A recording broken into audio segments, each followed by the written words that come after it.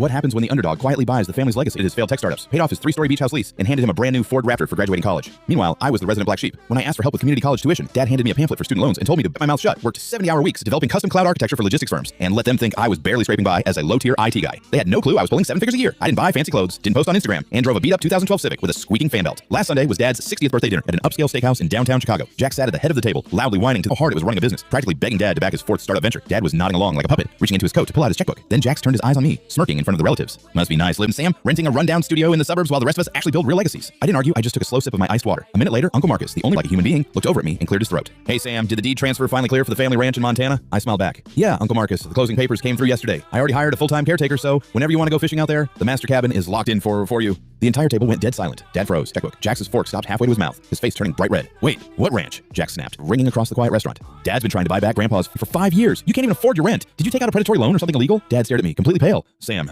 how are you buying a multi-million-dollar ranch? Jax slammed his napkin down. He's lying, Dad. He's just trying to embarrass us. That's when Uncle Marcus slowly set his glass down and shut your mouth, Jax. Uncle Marcus said quietly. His voice carried a razor-sharp edge that made the whole table freeze. Uncle Marcus, stay out of this. I said sit down. Marcus cut in. The reason Sam bought that ranch in cash is because he built a multi-million-dollar tech firm completely on his own. And the reason you had private prep school, zero debt, at 22, Marcus paused, letting the silence suffocate the room, is because your father quietly drained Sam's entire inheritance from his late mother's trust to finance your lifestyle. White as a sheet, staring down at his trembling hands. Sam found out the day he turned 18, Uncle Marcus added with a cold smile. He could have sent your dad to federal prison. Instead, he quietly bought up the underlying mortgage on your beach house last month. So if I were you, Jax, I'd be real polite to your brother, because he's Nobody said a word. Jax looked from Dad's guilty face back to mine, completely shattered. I didn't yell, I didn't brag, I just picked up my fork, looked my brother dead in the eye and said, pass the butter.